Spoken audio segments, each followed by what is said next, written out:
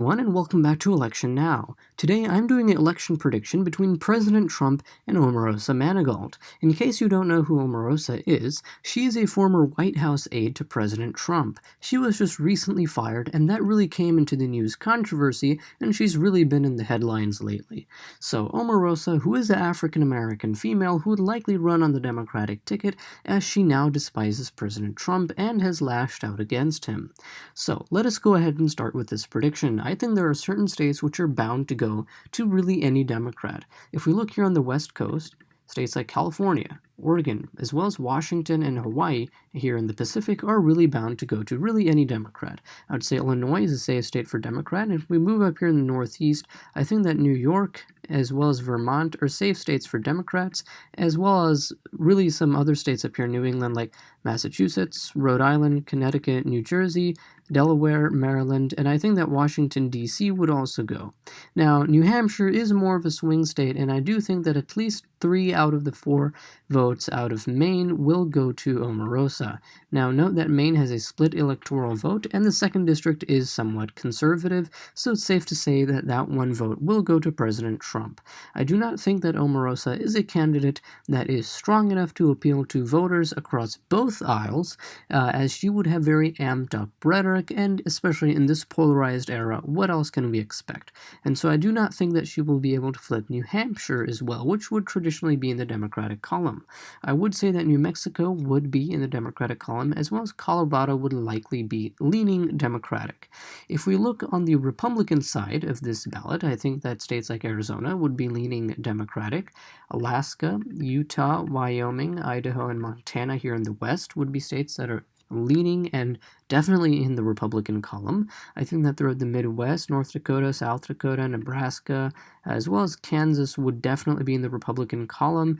Moving to Missouri is a state that's been increasingly Republican. Indiana is the home state of Vice President Mike Pence. I think that's a strong state to go in favor of President Trump. I do think that here in the South, President Trump would be able to hang on to Texas.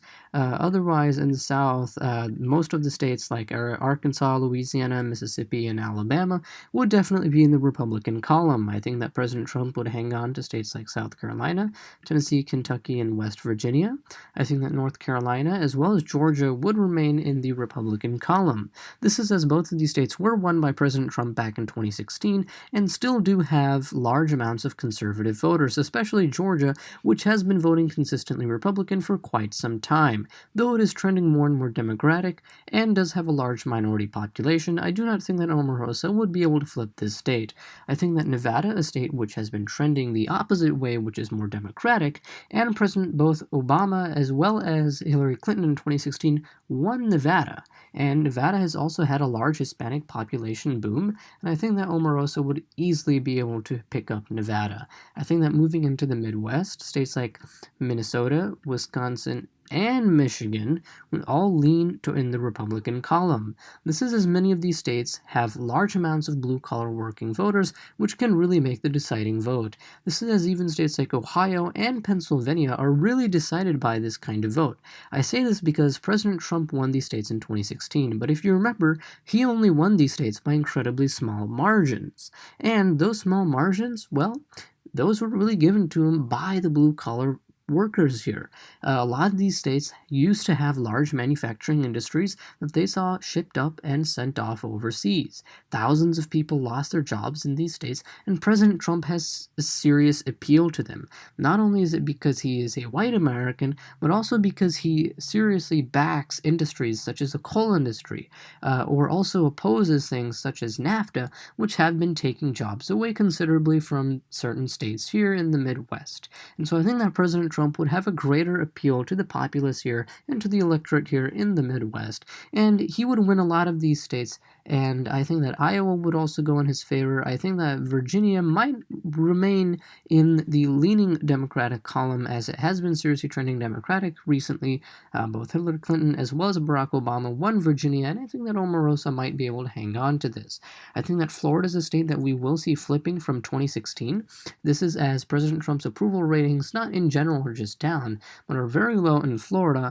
On top of that, we are expecting a larger blue wave in many states like Florida, which are very tight swing states. I do think that because of the Democratic Party marginally moving further towards the left and a larger Hispanic Latino population in Florida with lots of Cubans as well as Puerto Ricans moving into Florida, I think that as part of the diverse electorate here, you would see a flip from 2016 pushing it back into the Democratic column. But again, Florida would likely be a very close race.